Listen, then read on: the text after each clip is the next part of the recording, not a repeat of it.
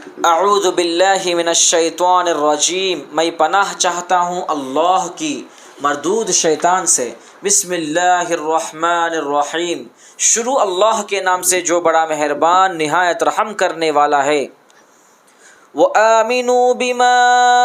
أَنزَلْتُ مُصَدِّقًا لِمَا مَعَكُمْ وَلَا تَكُونُوا أَوَّلَ كَافِرٍ بِهِ،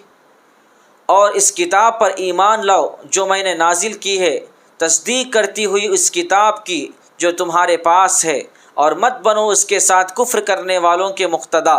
سورہ بقرہ کی آیت نمبر 41 کے پہلے حصے میں دو باتیں بتلائی گئی ہے۔ پہلی بات، اس کتاب پر ایمان لاؤ جو میں نے تمہاری کتابوں کی تصدیق میں نازل فرمائی ہے۔ دوسری بات، اس کے ساتھ تم ہی پہلے کافر نہ ہو۔ میرے محترم بھائیوں بہنوں، یہودی چونکہ تورات پر ایمان رکھتے تھے، جب قرآن مجید کا نزول ہوا اور آخری پیغمبر کی بعثت ہو گئی تو یہودیوں پر یہ بھی لازم ہو گیا کہ وہ تورات کے ساتھ قرآن مجید پر بھی ایمان لے آئے، اس لیے کہ قرآن مجید نے تورات و انجیل جیسی آسمانی کتابوں کی تصدیق کی۔ یہ اور بات ہے کہ قرآن مجید اس تورات اور انجیل کو تسلیم نہیں کرتا جس میں تحریف کی گئی۔ جب قرآن مجید نازل ہوا تو یہودیوں نے اس کو تسلیم کرنے سے انکار کیا، تو قرآن مجید کی اس آیت میں ان کو حکم دیا گیا کہ وَآمِنُوا بِمَا أَنزَلْتُ، کہ یہ بنی اسرائیل تم اس کتاب پر ایمان لے آؤ جس کو میں نے نازل کیا ہے، یعنی قرآن مجید کو تسلیم کر لو، اور مصدقا لما معکم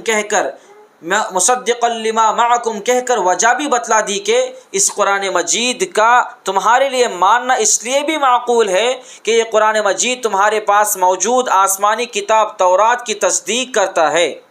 قرآن مجید کی ایک خصوصیت یہ بھی ہے کہ وہ گزشتہ آسمانی کتابوں کی تصدیق کرتا ہے کہ یہ آسمانی کتابیں یعنی تورات، زبور، انجیل وغیرہ سچی کتابیں ہیں۔